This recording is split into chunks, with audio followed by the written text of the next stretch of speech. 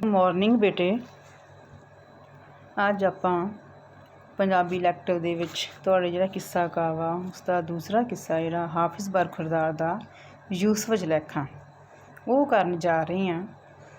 ਹਰ ਹਰ ਬਹੁਤ ਤਮਾਸ਼ਾ ਡਿੱਠਾ ਆਦਮ ਵਿੱਚ ਸਫਾਂ ਦੇ।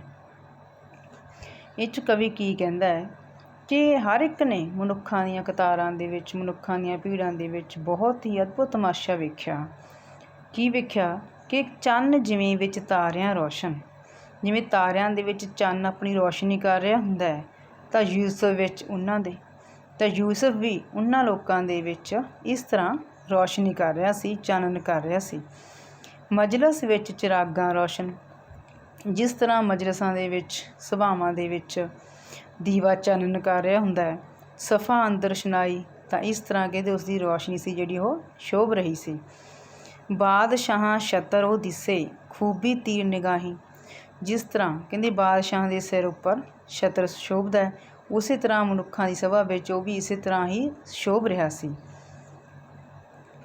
ਖੂਬੀ ਤੀਰ ਨਿਗਾਹੀ, ਤਾਂ ਉਸ ਦੀਆਂ ਜਿਹੜੀਆਂ ਨਿਗਾਹ ਸੀ, ਉਸ ਦੀਆਂ ਨਿਗਾਹਾਂ ਸੀ ਜਿਹੜੀਆਂ, ਉਹਦੀ ਉਪਮਾ ਕਿਹਦੇ ਨਾਲ ਕੀਤੀ ਆ? ਤਿੱਖੇ ਤੀਰਾਂ ਦੇ ਨਾਲ। ਵੀ ਜਿਸ ਦੀ ਜਿਹੜੀ ਨਿਗਾਹ ਸੀ ਉਹ ਇਸ ਤਰ੍ਹਾਂ ਸੀਨੇ ਦੇ ਵਿੱਚ ਤਿੱਖੇ ਤੀਰ ਵੱਜਦੇ ਆ ਜਿਵੇਂ, ਉਸੇ ਤਰ੍ਹਾਂ ਉਹਦੀ ਜਿਹੜੀ ਹੈਗੀ ਆ ਉਪਮਾ ਕੀਤੀ ਹੈ।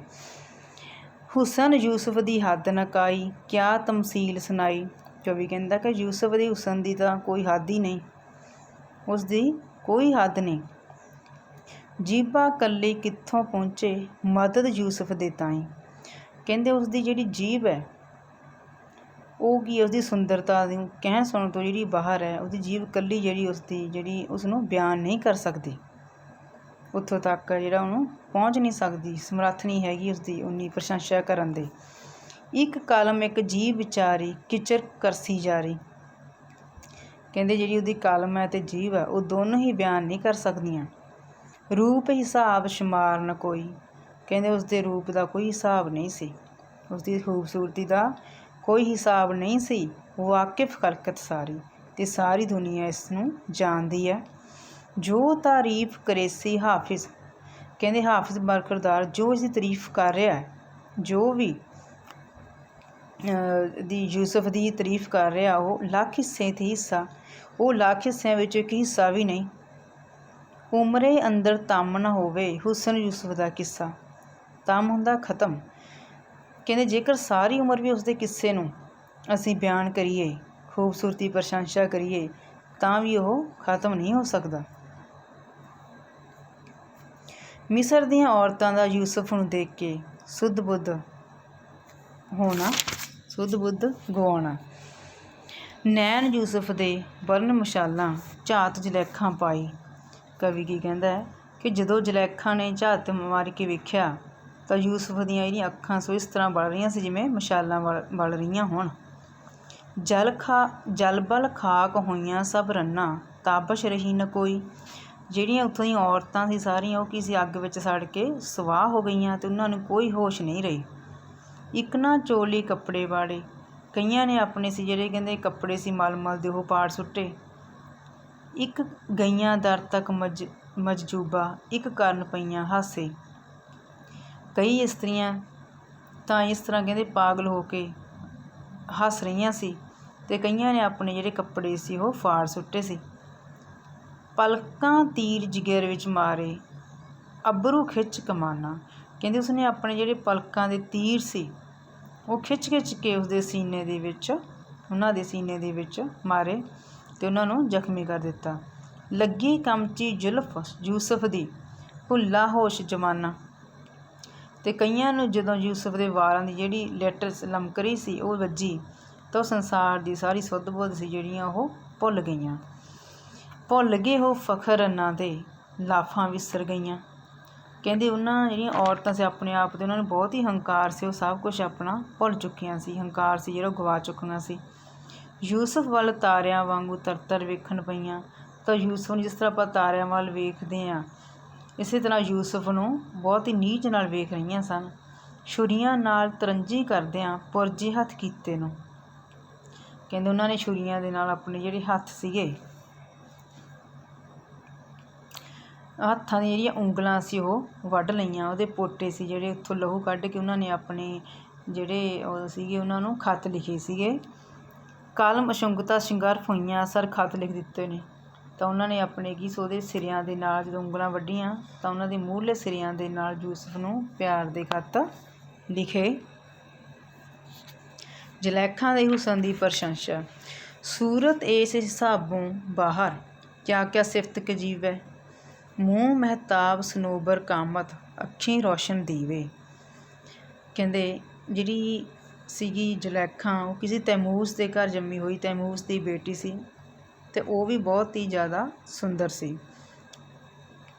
ਉਸਦੀ ਵੀ ਜਿਹੜੀ ਸੂਰਤ ਸੀ ਮਤਲਬ ਉਸਦੀ ਸ਼ਕਲ ਸੂਰਤ ਬਹੁਤ ਹੀ ਜ਼ਿਆਦਾ ਸੁੰਦਰ ਸੀ। ਉਸਦਾ ਵੀ ਕੋਈ ਹਿਸਾਬ ਨਹੀਂ ਸੀ ਲਾਇਆ ਜਾ ਸਕਦਾ। ਮੂੰਹ ਮਹਿਤਾਬ ਸਨੋਬਰ ਕਾਮਤ, ਉਸਦਾ ਮੂੰਹ ਸੀ ਜਿਹੜਾ ਚੰਨ ਚੰਨਣੀ ਵਰਗਾ ਸੀ।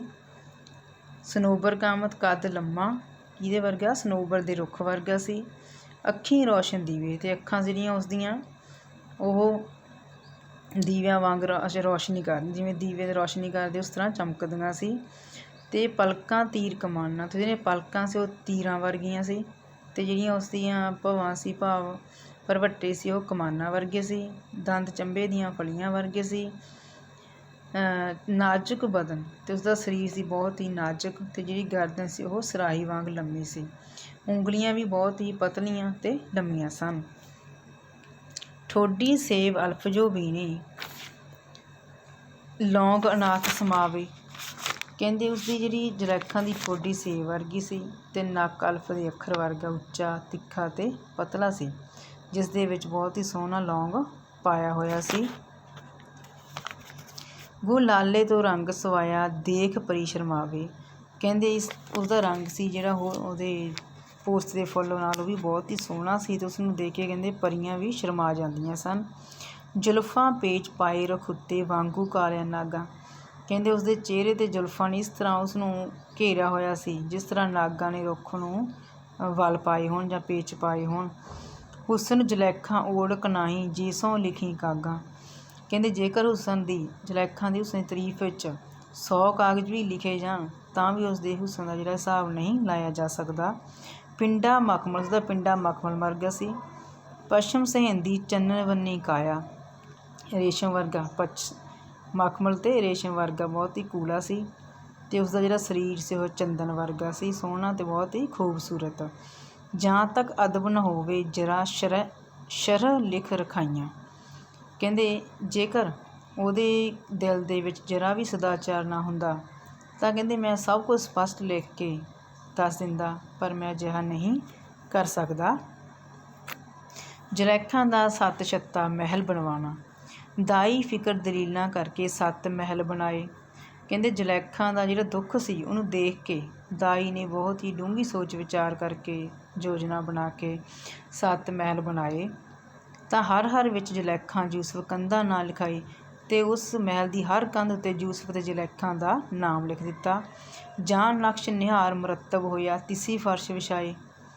ਤਾਂ ਕਹਿੰਦੇ ਜਦੋਂ ਮਹਿਲਾਂ ਦੀ ਸਜਾਵਟ ਹੋ ਗਈ, ਸਾਰਾ ਕੰਮ ਨੇਪਰੇ ਚੜ੍ਹ ਗਿਆ, ਤਾਂ ਉਸਨੇ ਉੱਥੇ ਤਿੱਸੀ ਫਰਸ਼ ਵਿਛਾਈ, ਮੀਨਜ਼ ਖੁਰਾਸਾਨੀ ਸੀ ਜਿਹੜੇ ਉਹਨਾਂ ਨੇ ਦਗਲੀਚੇ ਸੀ ਉਹ ਵਿਛਾ ਦਿੱਤੇ।